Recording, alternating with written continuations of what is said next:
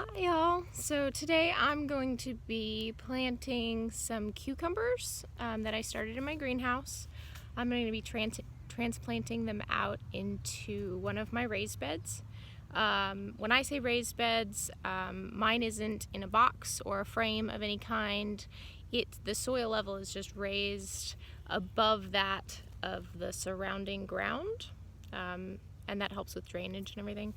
So I'm going to be planting these cucumbers in this bed here a little bit earlier than regular recommended planting dates for cucumbers, and I'm going to test them out using an individual sort of protective system using a homemade cloche. So this is made out of a 2-gallon water bottle, and I just cut the bottom off with scissors, and I'm going to plant these in the ground. They're in pairs of 2, and then I'm going to cover them with my little homemade cloche. So let's dig a little hole here and get some nice little space. So when I'm transplanting any kind of seedling, whether it's a cucumber or a tomato or anything, I'm going to be really cautious when I try and take it out of the pot. I'm going to put my fingers on the soil right around the base of the plant so that when I tip it over, the soil doesn't fall out of the pot, and neither does the seedling. I'm not going to touch the stem, because if I damage the stem, the plant will die. So I'm going to flip it over. I'm going to gently sort of massage the outside of the pot until I feel it loosening. And then I have this right here. Now this is best when the soil in the pot has been recently watered. It helps the soil hold together and hold its shape a little bit better for transplanting. If it's really dry, all of this soil mixture is going to just fall out loosely. So I'm going to do this. I'm going to carefully turn it upside down, or right side up as it were. I'm going to make sure that that hole is deep enough, but not too deep. I don't want to bury the stems at all, not like tomatoes. And then I want to fill my hole back in and press down around so the roots are nice and snug and happy in there.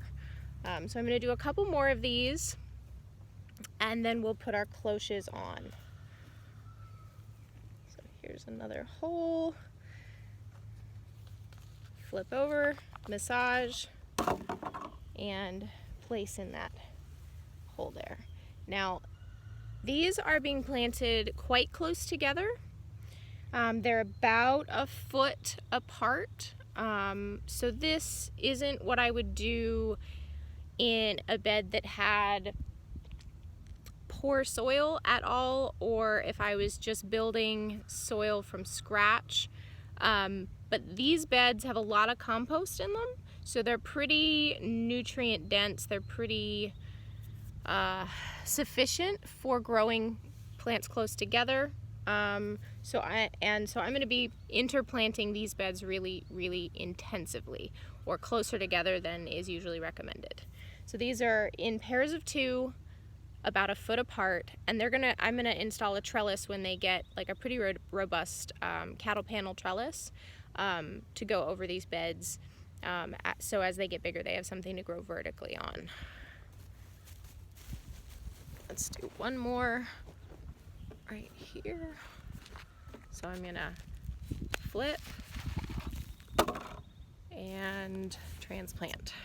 So this is a really gentle process for these seedlings. They're not gonna have too much of a transplant shock here. That's for a couple of reasons.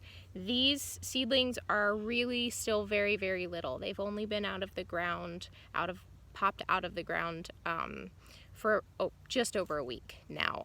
So they only have their first couple of primary leaves, or their first couple of true leaves. These are the leaves that actually look like cucumber leaves, not the primary leaves that come out first. Those are these nice little rounded edged looking ones. So they have their first true leaves. Each of these plants has one full true leaf and a bud for the second. So again, these are really young, very delicate. Their root systems aren't very large, which means they transplant pretty well and pretty gently without too much shock to the roots.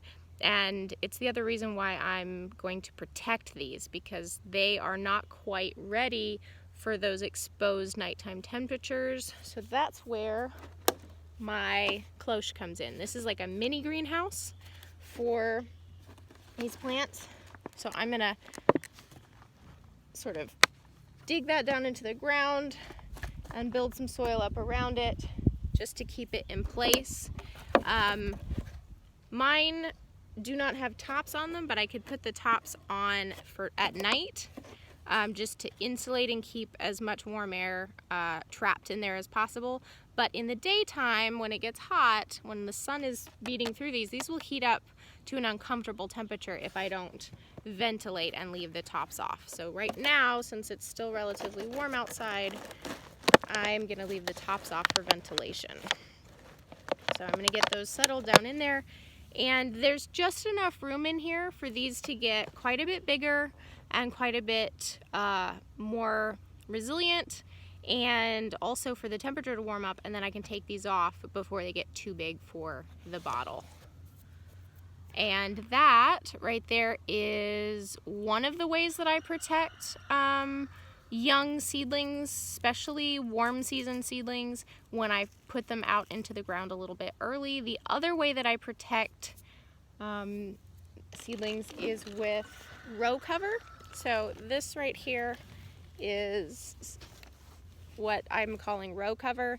It's also called ag fabric. It's very lightweight and kind of meshy, and I buy it in 500-foot rolls, but you can buy it by the foot at your local farmer's co-op, and it comes usually in 10-foot widths, which for me covers 2 garden rows that have, and I'm using these sort of 9-gauge wire hoops that I've cut, and they're really easy to dig down into the ground, and they just keep the row cover floating above. Now you could use just this, or you could just use the cloches, but if it's still getting quite cool at night, I will probably double up and I will sort of float this row cover over the cloches, and this will give an extra insulation to those delicate warm season plants like cucumbers. Now I could do this with tomatoes, I probably will, and peppers. So they're not quite ready to go straight in the ground. If I put them in the ground and left them exposed with no protection, they would probably get stunted. They would be very shocked. If they didn't die, they would at least stop growing for a while and just hunker down, and you could, so this is going to set me back. So I want to keep them protected so they can keep growing and feel comfortable and transition really well. And once they do that and expand their root systems, they'll be able to stand the temperatures a lot better. This is like a really nice, comfortable transition for them. And this is really easy. You can use juice bottles, milk jugs. The more transparent, the better, so they can still get enough light. But you can use whatever you have available, and this is mostly for the nighttime temperatures. So you don't have to keep them on in the daytime if you have a small garden right close to your back door and it's easy to go in and out and work in there. You can just remove the cloches in the daytime and put them back at night. Thanks for tuning in, and I'll be back soon with other tips and tricks that I use in the garden, so stay tuned.